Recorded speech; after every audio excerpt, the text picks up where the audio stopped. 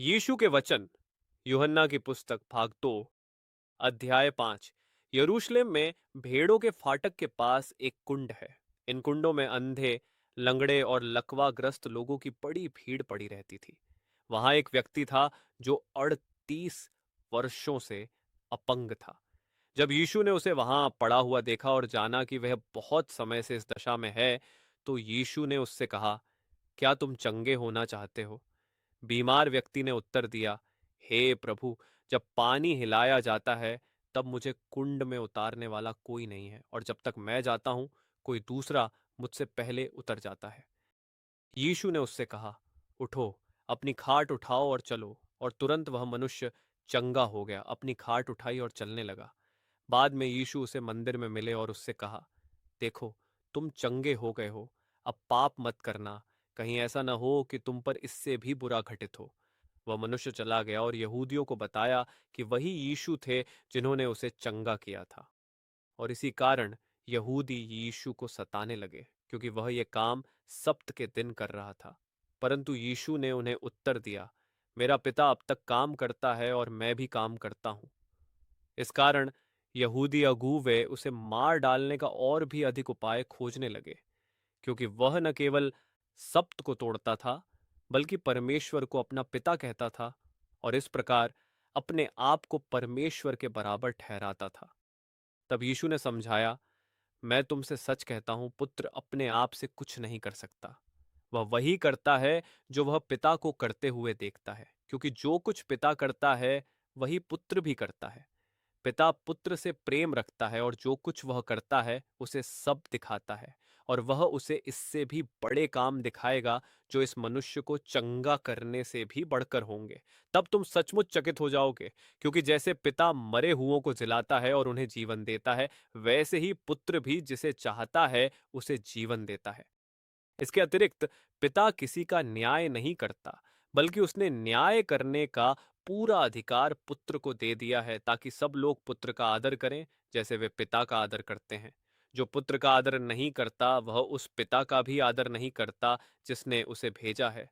मैं तुमसे सच कहता हूं, जो मेरी बात सुनता है और उस परमेश्वर पर विश्वास करता है जिसने मुझे भेजा है, उसके पास अनंत जीवन है। उस पर उसके पापों के लिए दंड नहीं होगा, बल्कि वह मृत्यु से निकलकर जीवन में प्रवेश कर चुका है। और मैं तुमसे कहता हूं कि वह समय आ रहा है, बल्कि अभी आ पहुंचा है, जब मरे हुए लोग मेरी आवाज, परमेश्वर के पुत्र की आवाज सुनेंगे, और जो सुनेंगे वे जीवित होंगे। पिता अपने आप में जीवन रखता है, और उसने वही जीवन देने की सामर्थ्य अपने पुत्र को भी दी है, और उसने उसे सबका न्याय करने का अधिकार भी दिया है, क्योंकि वह मनुष्य का पुत्र है। इस पर आश्चर्य मत करो, क्योंकि वह समय आने वाला है जब सब कब्रों में पड़े हुए लोग परमेश्वर के पुत्र की आवाज सुनेंगे, और वे फिर जी उठेंगे। जिन्होंने भलाई की है वे अनंत जीवन पाने के लिए जी उठेंगे, और जिन्होंने बुराई में बने रहे वे न्याय पाने के लिए जी उठेंगे। मैं अपने आप से कुछ नहीं कर सकता, मैं वैसा ही न्याय करता हूं जैसा परमेश्वर मुझे बताता है। इसलिए मेरा न्याय धर्मी है, क्योंकि मैं अपनी इच्छा नहीं, बल्कि उसकी इच्छा पूरी करता हूं जिसने मुझे भेजा है। यदि मैं अपने ही विषय में गवाही दूं तो मेरी गवाही मान्य न होगी, परंतु एक और है जो मेरे विषय में गवाही देता है, और मैं जानता हूं कि जो कुछ वह मेरे विषय में कहता है वह सत्य है। वास्तव में ओइरीने, तुमने यूहन्ना बपतिस्मा देने वाले की बात सुनने के लिए लोगों को भेजा था, और उसने मेरे विषय में जो गवाही दी वह सत्य थी।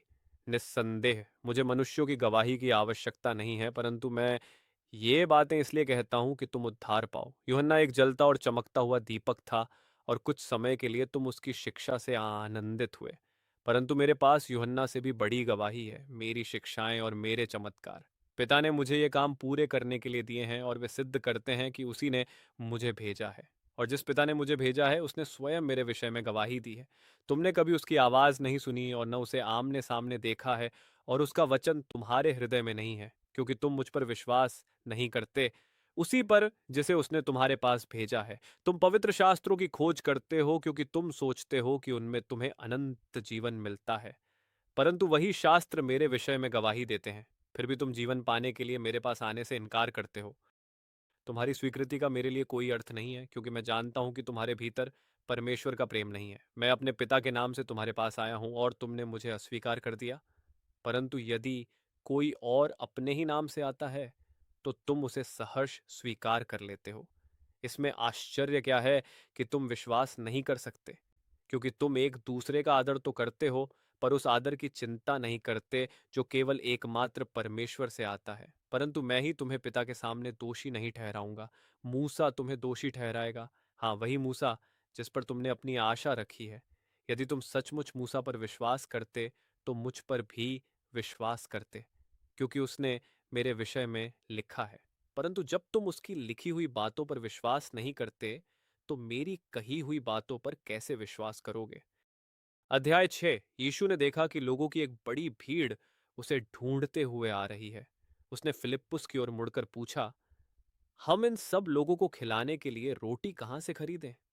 यीशु ने कहा, सबको बैठ जाने को कहो। तब वे सब घास भरी ढलानों पर बैठ गए। केवल पुरुषों की संख्या ही लगभग 5,000 थी। तब यीशु ने रोटियां ली, परमेश्वर का धन्यवाद किया और उन्हें लोगों में बांट दिया। उसके बाद उसने मछलियों के साथ भी ऐसा ही किया, और सब ने अपनी इच्छा के अनुसार खाया। जब सब तृप्त हो गए तब यीशु ने अपने चेलों से कहा, अब बचे हुए टुकड़ों को इकट्ठा करो, ताकि कुछ भी व्यर्थ न जाए। जब यीशु ने देखा कि वे उसे बलपूर्वक अपना राजा बनाने के लिए तैयार हैं, तो वह अकेले ही पहाड़ियों की ओर चला गया। उस संध्या उसके चेले झील के किनारे उसके आने की प्रतीक्षा करने लगे। पर जब अंधेरा हो गया और यीशु अब तक वापस नहीं आया, तो वे नाव में बैठकर झील के पार कफरनहूम की ओर चल पड़े। जल्द ही एक तेज आंधी चली और झील का पानी बहुत उफनने लगा। वे लगभग 3 या 4 मील खेद चुके थे कि अचानक उन्होंने यीशु को पानी पर चलते हुए नाव की ओर आते देखा। वे भयभीत हो गए, पर उसने उन्हें पुकार कर कहा, डरो मत, मैं हूं। जब भीड़ ने देखा कि न तो यीशु वहां है और न उसके चेले, तो वे नावों में बैठकर उसे खोजने के लिए कफरनहूम चले गए। उन्होंने उसे झील के उस पार पाया और पूछा, रब्बी, आप यहां कब पहुंचे? यीशु ने उत्तर दिया, मैं तुमसे सच कहता हूं, तुम मेरे साथ इसलिए रहना चाहते हो क्योंकि मैंने तुम्हें रोटी खिलाई, न कि इसलिए कि तुमने चिन्हों को समझा। पर नाश होने वाली वस्तुओं जैसे भोजन के लिए इतना चिंतित मत हो। अपनी शक्ति उस अनंत जीवन को पाने में लगाओ जो मनुष्य का पुत्र तुम्हें दे सकता है, क्योंकि परमपिता परमेश्वर ने मुझ पर अपनी स्वीकृति की मुहर लगाई है। उन्होंने उत्तर दिया, हम भी परमेश्वर के काम करना चाहते हैं, हमें क्या करना चाहिए? यीशु ने उनसे कहा, परमेश्वर का काम यही है कि तुम उस पर विश्वास करो जिसे उसने भेजा है। उन्होंने उत्तर दिया, यदि आप चाहते हैं कि हम आप पर विश्वास करें तो हमें कोई अद्भुत चिन्ह दिखाइए। आप क्या कर सकते हैं? आखिर हमारे पूर्वजों ने जंगल में यात्रा करते समय मन्ना खाया था। पवित्र शास्त्र कहता है, मूसा ने उन्हें खाने के लिए स्वर्ग से रोटी दी। यीशु ने कहा, मैं तुमसे सच कहता हूं, मूसा ने तुम्हें स्वर्ग से रोटी नहीं दी, मेरे पिता ने दी, और अब वह तुम्हें स्वर्ग से सच्ची रोटी देता है। परमेश्वर की सच्ची रोटी वही है जो स्वर्ग से उतरती है और संसार को जीवन देती है। उन्होंने कहा, हे प्रभु, हमें वह रोटी प्रतिदिन दीजिए। यीशु ने उत्तर दिया, जीवन की रोटी मैं हूं, जो मेरे पास आता है वह कभी भूखा न रहेगा, और जो मुझ पर विश्वास करता है वह कभी प्यासा न होगा। परंतु तुमने मुझे देखा है, फिर भी मुझ पर विश्वास नहीं किया।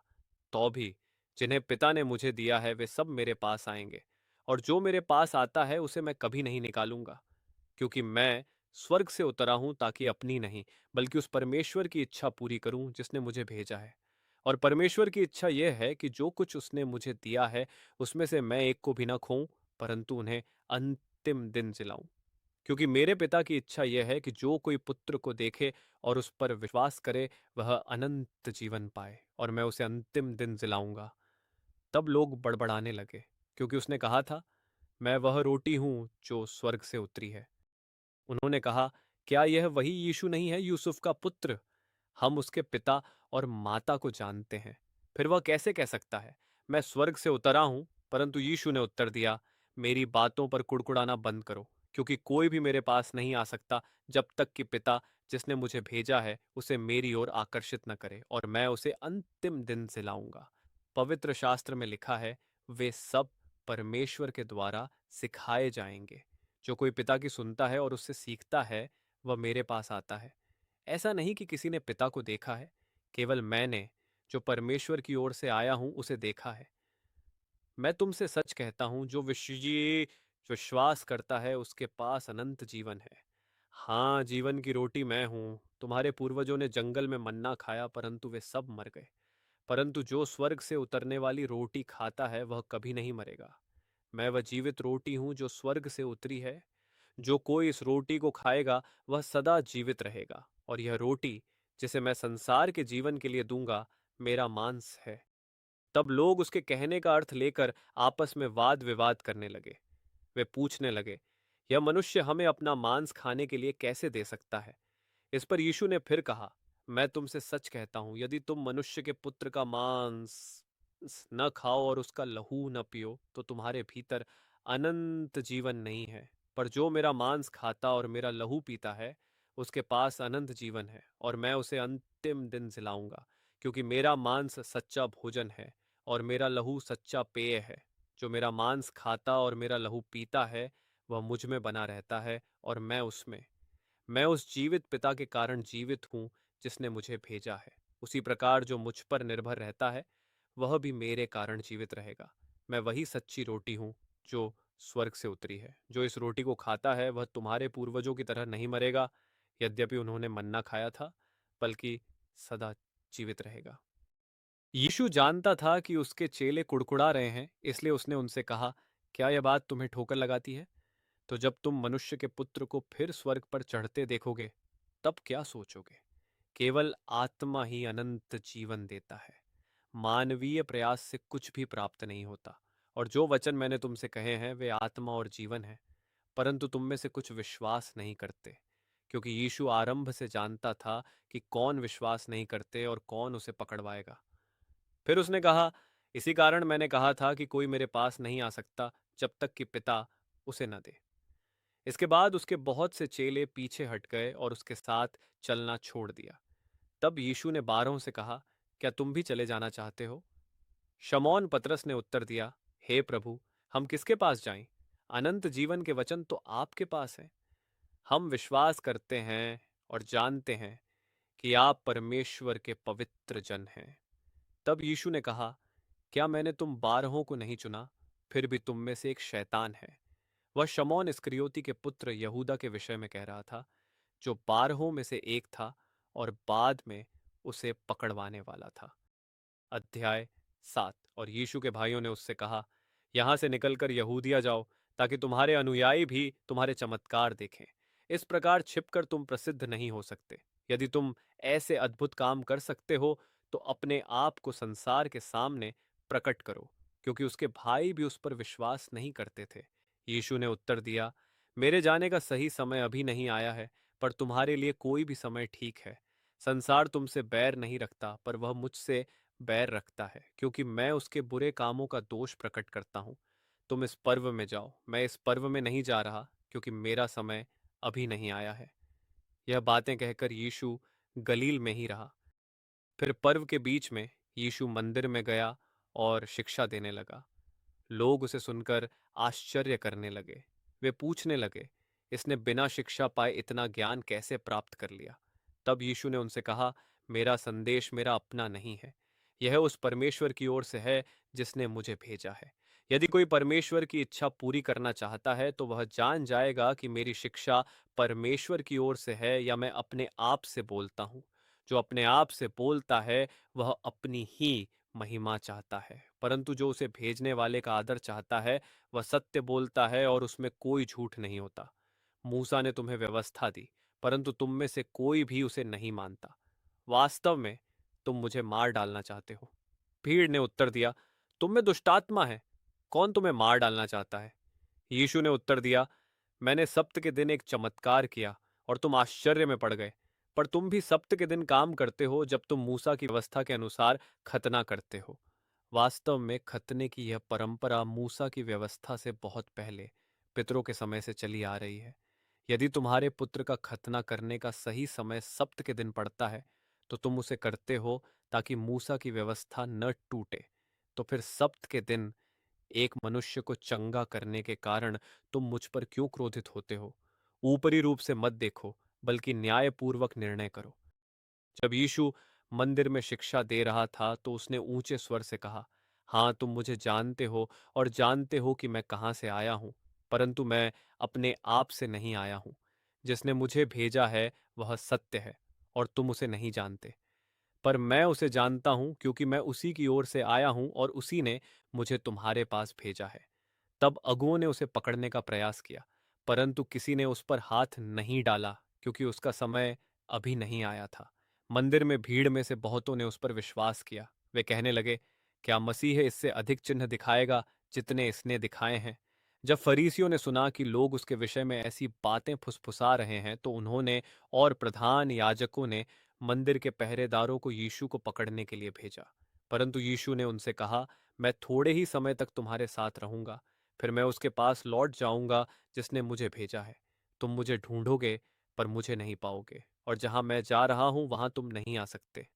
यहूदी अगुवे इस कथन से उलझन में पड़ गए। वे पूछने लगे, ये कहाँ जाने की सोच रहा है? क्या ये देश छोड़कर अन्य देशों में रहने वाले यहूदियों के पास जाएगा? शायद यूनानियों को भी सिखाएगा। जब वह कहता है, तुम मुझे ढूंढोगे पर मुझे नहीं पाओगे, और जहां मैं जा रहा हूं वहां तुम नहीं आ सकते, तो इसका क्या अर्थ है? पर्व के अंतिम दिन, जो उसका मुख्य दिन था, यीशु खड़ा हुआ और ऊंचे स्वर से पुकारा, यदि कोई प्यासा है तो वह मेरे पास आए। जो मुझ पर विश्वास करता है वह आए और पिए, क्योंकि पवित्र शास्त्र कहता है, उसके भीतर से जीवित जल की नदियां बहेंगी। जब उसने जीवित जल कहा तो वह आत्मा के विषय में बोल रहा था, जो उन सबको दिया जाना था जो उस पर विश्वास करेंगे। परंतु आत्मा अभी तक नहीं दिया गया था, क्योंकि यीशु अभी तक अपनी महिमा में प्रवेश नहीं किया था।